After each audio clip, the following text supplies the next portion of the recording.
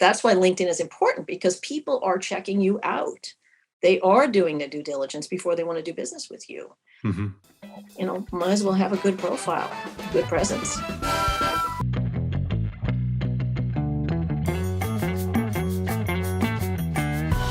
Welcome to the Unstoppable CEO podcast. I'm your host, Steve Gordon, and let me tell you, we got a dynamite interview for you today. If you have ever thought that LinkedIn might be a way to get leads and clients to connect with the people who can help move your business forward, then hang on, because we've got the perfect person for you today. I'm speaking with a friend and client, Judi Hays. She is a highly sought after LinkedIn expert known for turning underperforming LinkedIn profiles into prospect attracting powerhouses.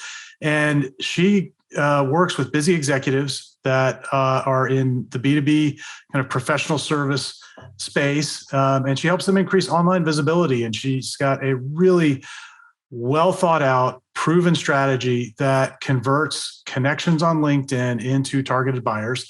And she guides her clients through a whole process where they really elevate their LinkedIn personal brand. They then expand their audience, and then they engage in insightful conversations, which really ultimately lead to revenue opportunities. And she wrote a whole book about it. We're really privileged to have helped her through that process. The book is Elevate, Expand, Engage. I don't know if you can see it there on the video, but Judi Hays, welcome to the podcast. Great to have you.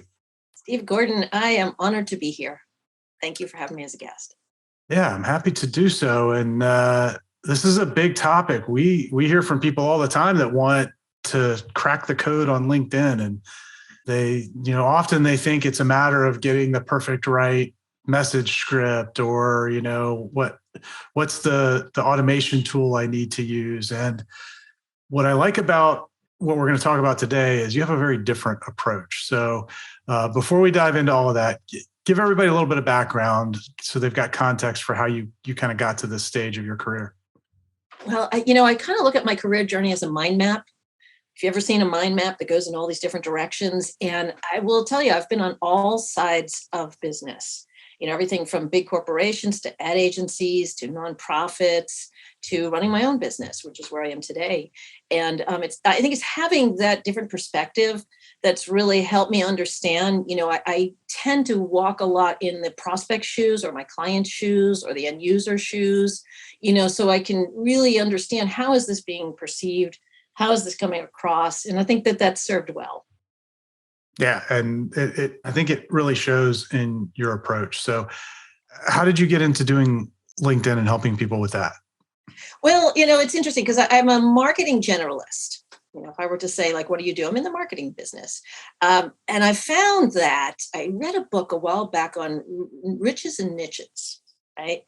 And it was about, niching down. And there's a fear when you niche down that you're going to cut yourself off from other opportunities. Now, the flip side of that is when you niche down, you become the specialist and the expert. So being a marketer, I got into, online marketing, digital marketing, and then from there, social media. And then from there, I was like, what? I really love the LinkedIn platform. And it's something that I've had a chance to really dive into. And it fascinates me because it's very dynamic. And so now I'm a LinkedIn authority. And it really, when people have questions, I'm always seeking the answers. People come to me for the answers and I look for the answers. And I just love, just working in the platform. Now, it doesn't preclude me from working in other aspects of marketing. So when I'm working with my clients, I am providing them all kinds of marketing expertise, because depending upon what's the solution for their problem, but LinkedIn, what I call it, is the gateway drug. So come in LinkedIn and you get hooked, and then everything blossoms from there. That's great. Yeah. So LinkedIn, as I've looked at it over the years, is a platform that has so much potential if you approach it the right way. And it's that the last few words there that are the real kicker. It's if you approach it the right way. So maybe let's start with kind of a high level view. You have a different approach to LinkedIn than a lot of what is out there. So kind of give us a little bit of that high level view of how you think about LinkedIn and how you begin to explain it to someone. Yeah, somehow my life always revolves around food. So I'll give you my food analogy. I think of LinkedIn as this virtual event. So LinkedIn is the event. And the space in which it's taking place is really the platform. And the way that you, the host, shows up, that's how you dress. You're going to be in your professional attire, assuming, because you're going to be in a professional event, not your gardening clothes. And so that would be your profile. And the guests that are attending this event, this highly curated event, that's your network. It could be your connections, your first degree, second degree. And then what you're serving, the food and the wine and whatever else, that's your content and that's your engagement. So you want to make sure that all of those areas are all, relevant and syncing, because let's say, you've got a bunch of vegans in the audience and you're serving roast beef, disconnect, or, the room is not conducive to networking. So when you think of it like that, it's like, okay, so LinkedIn is this all inclusive platform, really it's evolved from a job search site, which is in the early days, to a lead generation machine, which up till recently that has changed to now a creators platform. So it's a great place to really establish, create, and promote your professional brand. It really is bar none. So Talk a little bit about that, because I think for a lot of people, it's hard to understand the evolution. When I got on LinkedIn, I mean, this is going back 12, 14 years. I don't remember when it started, but it was before I started this business. So a while ago, and yes, it was that place to sort of search for jobs. There were some people who were connecting professionally on there, and I had some success with that early on. Then it evolved, and you said, this lead generation platform, and it was that for really the last 4 or 5 years or maybe more. Yeah. But now it's evolved again. And I think for a lot of people who listen to this, that's going to be a little bit of a surprise, because I think they're still thinking it's a lead gen platform. Yeah. And that's where people make the mistake, because I don't know about you, but you're a CEO, you're probably inundated with all kinds of spam pitching. Call it slap pitching, coming into your inbox, connecting and immediately going into the sale. Yeah, I think when we talk about it being a creator platform now, a content creator platform, think of influencers, think of people, that are out there that have created content that attracts people, and that they're able to lead a room, lead an audience. It's like being the keynote speaker. So, you are the keynote speaker of your profile. Right. So the audience that is participating is, ideally your content is relevant. And that's where it's important. There's clickbait content out there, and there's stuff that I think is kind of seeping into the platform now that's, it gets a lot of views, and it's like some heartfelt story or something. And that's okay. But I mean, ultimately, if you can provide insights and educate your audience, whoever that target audience is. That's the key, is to start with is, who is my audience? And I think a lot of people struggle with that because, I work with all businesses. Okay, so let's get a little more specific. I work with professional service business. Okay, what kind of professional service? I work with high dollar, high trust, similar to clients that you've talked about. Okay, so we get more specific. So now there are problems and challenges that audience has. So if I can educate them, I as the LinkedIn, person, the profile there, if I can educate them to be a better buyer of a service, then I'm building trust and credibility, and I'm using content and I'm using engagement to establish that trust and build that credibility. So when their problem becomes such that they need to get it relieved, guess who they're going to think of? The person that's been showing up in the feed, the person that has been offering them, not asking for anything in return, but offering them insights, providing them great content. That's how I came to meet you, Steve. Believe it or not, you were one of the trendsetters out there, really providing really great expertise. I wound up buying your books, and that's how we got to know each other. And it was really building that. And most people are looking for a quick fix. They want to get in, they're going to use an automation tool, and guess what? They're going to either burn their reputation, or they're going to get shut down or suspended. And I see it happen all the time. So I will tell you this, LinkedIn is not a quick fix. It is robust. It is a long game. It's just like your whole professional career. There's people that I have built years in terms of developing, the relationship. It's not that LinkedIn's going to take years, but if you go in thinking, okay, I'm going to pace this out so I really build a muscle, like in any new routine, as opposed to I'm going all in and I'm doing all this stuff and it's like it's not working. LinkedIn doesn't work. Well, maybe your approach is not working. So it's probably more than what you wanted to know, but it's really what I see the mistakes people make is just expecting way too high and missing the mark, not knowing who their target is, going for the kill right away.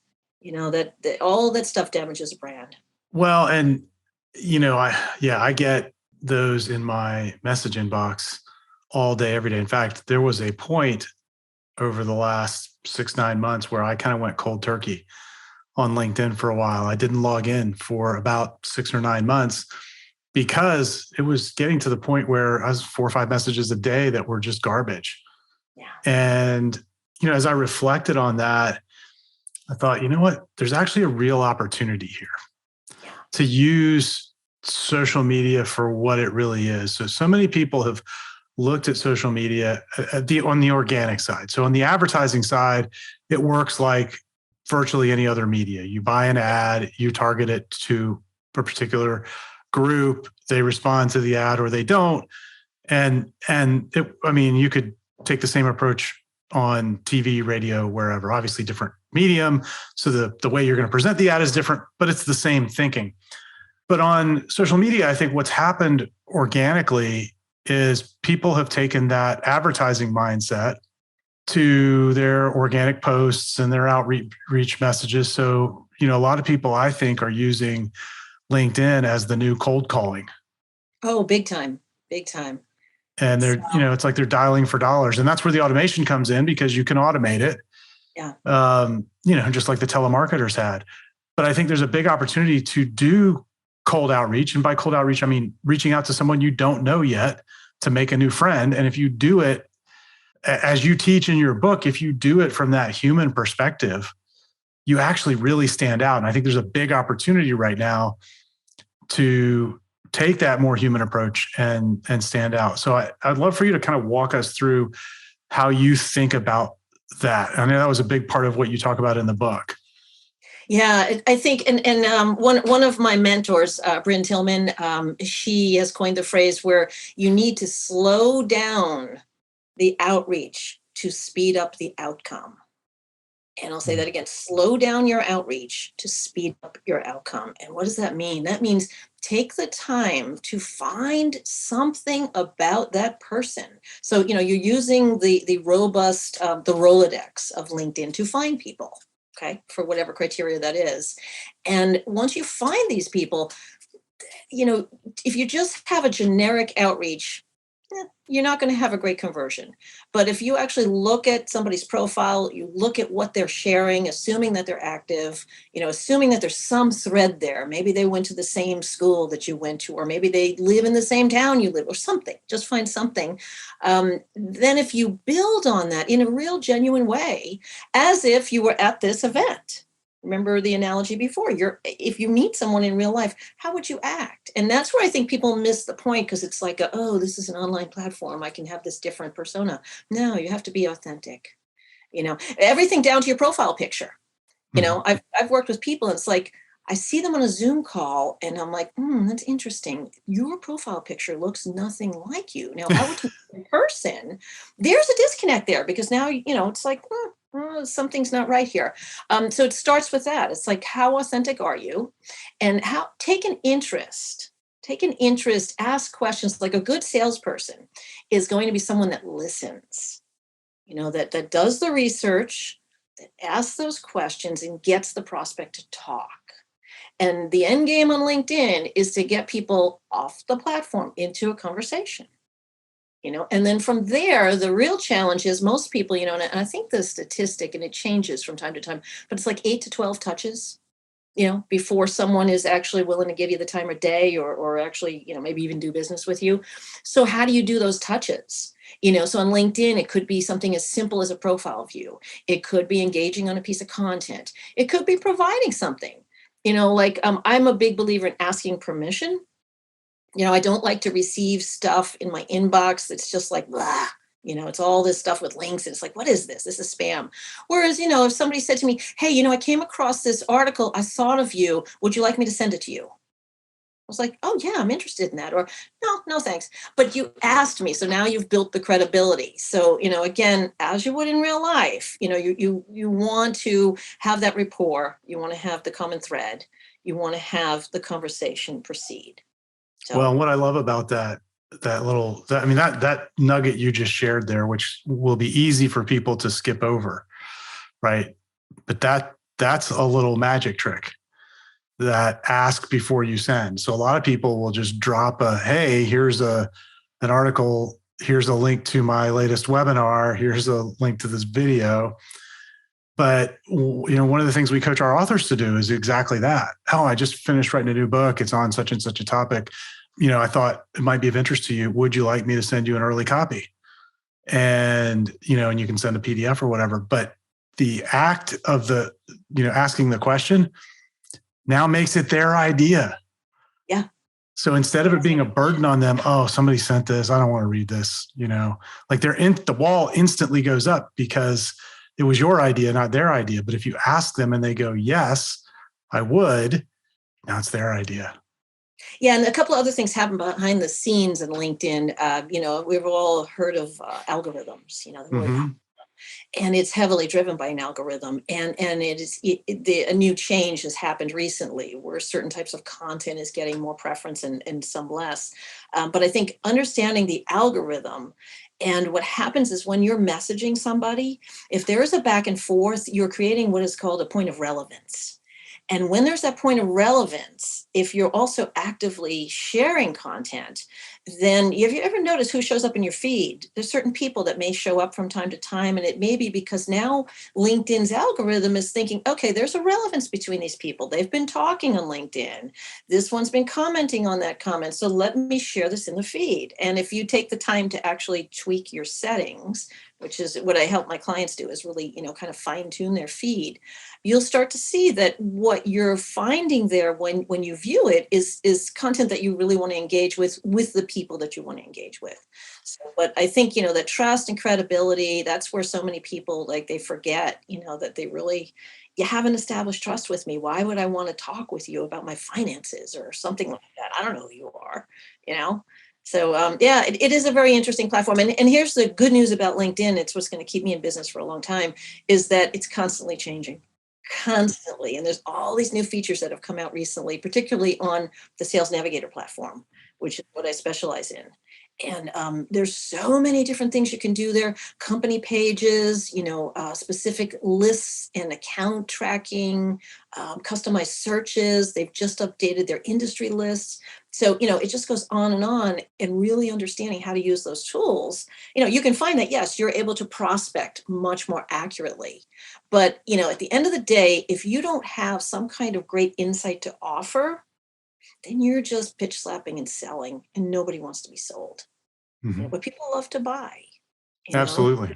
They love to buy, and they love to inform themselves. When you look at what the modern buyer does, is they really are using the internet to research. Mm-hmm. And the thing about LinkedIn and why LinkedIn is so important is that in the Moz ranking of credibility of websites, LinkedIn ranks like a 99 out of 100. So if you Google your name, guess what's going to come up? Pretty much your LinkedIn profile is going to be the first 3 results. And if you have a company page, that's going to show, and anything else that's on the internet. But that's why LinkedIn is important, because people are checking you out. They are doing their due diligence before they want to do business with you. Mm-hmm. Might as well have a good profile, good presence. Well, and that brings me back to your framework for helping people. You have 3 parts. And I want to touch on each of them because I think they're each important, particularly with where the platform is going. So you start with Elevate, which is about elevating the profile. And I'm sure you've seen some horrific, might not be the right word, but some less than optimized profiles.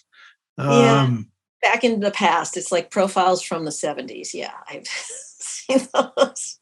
Yeah. So if we could give somebody listening just kind of the top 2 or 3 things that they need to do immediately to elevate their profile, what are the what's kind of the 80-20 of what they should look at? Well, your profile picture is probably the one most important thing on LinkedIn because that's where it goes everywhere. Your little picture is following you everywhere. So just make sure you have a good picture. Get someone to take a picture of you. Do a nice picture of yourself, but make sure the picture is current and that you're smiling and you're looking into, you don't have other extremity things hanging out there. The second thing is use that billboard. Use that header image behind you because that draws attention. That is what I call a thumb stopper. As somebody scrolling, think of your profile as breadcrumbs. People are going to look at your picture. They'll click on it. When they click on that, they'll see your header. And then think of your headline as opposed to just using the default of your job title and where you work. Think of how can you describe yourself in a way that is going to inform whoever's looking at your profile, that they learn a little bit more about how you are different than somebody else that does what you do. And there's a lot of different methodology around that. So it really depends on who your audience is and what your objective is. But pay attention to those three things. And I think from there, everything else falls into place because the way the user is mainly they're going to look at your head, your headshot. That's it. Smile, look good, Right. And then from there, that's how you elevate your presence. And if you fully optimize your profile, you're more likely to show up in relevant searches. You're more likely to, I think, convey a better sense of a professional brand. Mm-hmm. All about branding. Yeah, it hurts me sometimes to see some of the businesses that come and seek our help, and I go and look at them on LinkedIn, and the owner's got no picture. Yeah. It could be their setting too. A lot of times people haven't looked at their settings and they may have it defaulted, to some weird setting. But yeah, a lot of, I'd say that the profile is probably the most misunderstood aspect of a LinkedIn presence. And also the expectation is, oh, now I have a great profile. How come everyone's not flocking to me? That's where we get into the expand part. So let's talk about that. So when you talk about expand, what are you really pointing people towards? What are you trying to get them to do? It's about visibility. So, you're elevating your professional brand and becoming presentable. And then you're expanding that visibility. And that visibility is on the network. It's how you're seen, how you're perceived. And it's also, the greater the size of your network, the better likelihood you'll have of being seen. Now, here's the thing, and several my clients just told me yesterday that they've noticed since we've been working together, they're getting a better quality of engagement, a better quality of inbound connections, a better quality of what's in their feed. So when you expand, you want to be strategic. You don't want to just connect with everyone. If you have a small network and you have clients and people you've done business with, start connecting to those entities as opposed to just random connections, because what you see is a direct result of who you hang out with. It's like you are your friend, right? Right. So you want to expand strategically, but by expanding, and then as you start to comment and participate in the platform and sharing content, that's expanding that visibility. There's a statistic, and again, prove me wrong. It's 10% of your followers will be the first to see your content. Okay. So if you only have 500 followers, 50 people are going to see what you have, So it's not about quantity, it's about quality. So if I only have 50 people seeing it, but those people are highly engaged and those are exactly who I want to see it, that's wonderful. Right. As opposed to having like 100,000 people and you got all these, irrelevant profiles following you or engaging with your content. That doesn't help. Okay, so yeah. And I think that's great advice, and that's one of the things that I still struggle with myself. So I've been on the platform long enough that the tactics have evolved, right? And there was a time when I was pretty much accepting every connection request, and so I've got all kinds of people that are in there, and most of them I don't know, but they're my 6,000 closest friends. So. Well, it's an interesting thing that you bring up, and this is one of the things that when I'm working with clients, the first thing we do is download their database, and let's take a look and let's sort this out by company. I sort it by company first, and then I'll filter by title. So if you're going to tell me, your ideal audience is going to be, VP of marketing or CMO. Okay, let's look at all the companies you're connected to, because there's a 20% job change every year, at least, and maybe even more now. So who are you connected to that you haven't engaged with in a while or ever, that you can reach out to? And that's part of the next part of the book, is the engage part. It's like, okay, let me engage with these people that are in my network. Now, I recommend not disconnecting from people unless they are a jerk. If somebody is, just doing stuff that they shouldn't be doing, sure, disconnect. But for the most part, you can unfollow somebody. So you're still leveraging the second degree network, which is really important. Your connections, my connections, and our second degree connections.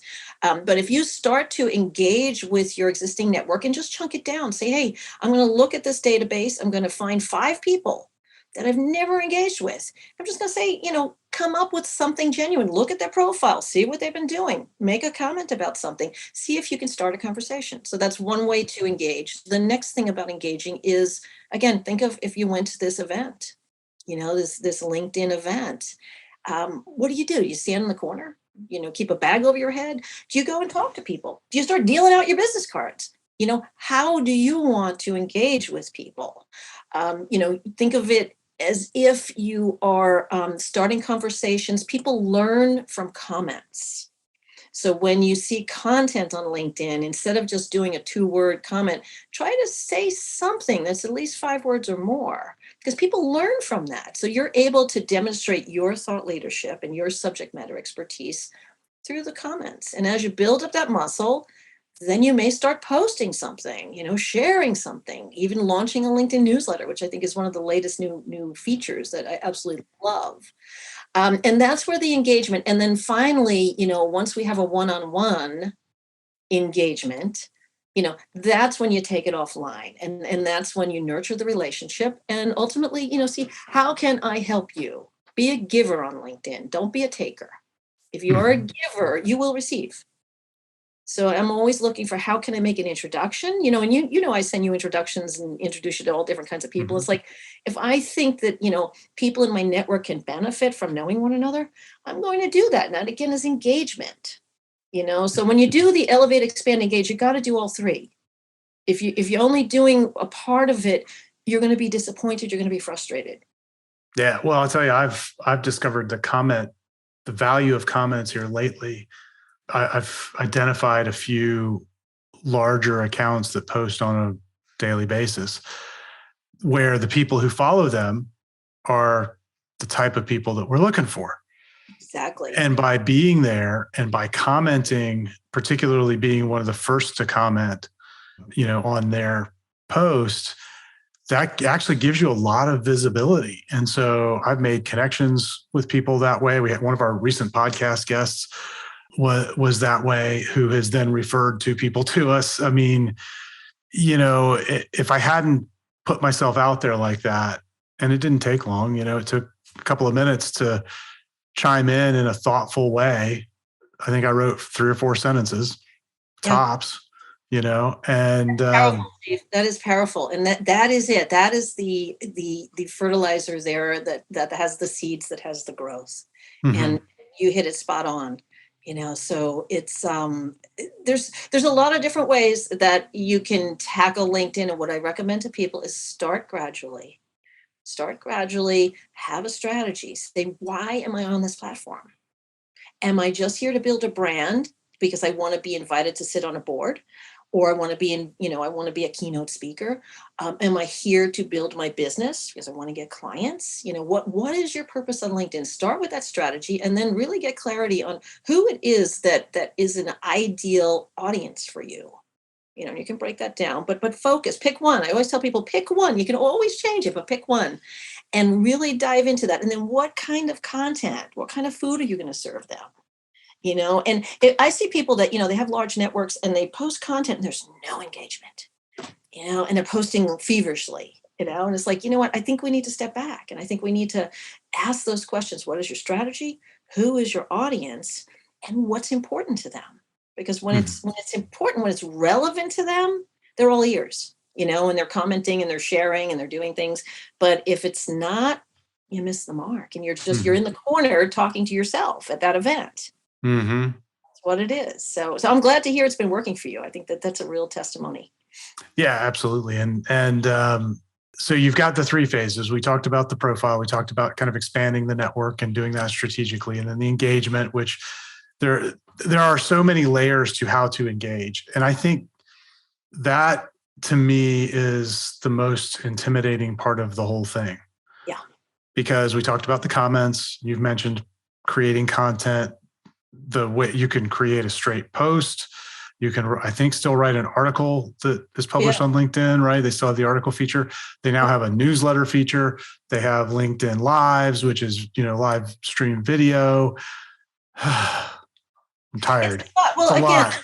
that's where a strategy comes in. Again, without a strategy, it's like having let's go for a drive. And you say, well, where are we going? I don't know. If you don't have that GPS set, if you don't have a map, then you're just going to be driving around in circles, not going anywhere. So I would say that, the strategy is really kind of what you want to get out of this, and it's a nimble platform. It's so flexible. The two favorite features that I like is edit and delete. Really. And by the way, my logo has the 3 dots in it because it's Judi with an I and also the 3 dots. And the 3 dots are always the secret to great content. So when you see something in your feed you don't like, click on the 3 dots and you'll see all these options so you can refine your feed. But I think one of the things that you said that is common is fear. Fear of failure, fear of saying the wrong thing, fear of being perceived differently. And I think once you realize that you are dealing with a human on the other end, person to person, you're a real person, treat people with respect, be kind to people. If you make a mistake, you can go back and edit or delete. Usually when I get those crazy inbound horrible messages, if it's not a bot, like I know how to suss out a fake profile pretty well. There are a lot of fake profiles, by the way. But if it's not a bot, I will message them back and say, what was it about my profile that attracted you? I mean, how can I be of help to you? And if people are totally automating, I'll never hear from them again because it's like, oh. Or some people might write back and say, well, I heard you on so-and-so's podcast, and great. And then we start a conversation, and one thing leads to another. And that's when it becomes real. So remembering that, if you're afraid, when I'm messaging people, I try to do it like a text. Mm-hmm. Short, I don't format, I try not to have typos, but I do it as if I'm texting because that to me is more authentic. Mm-hmm.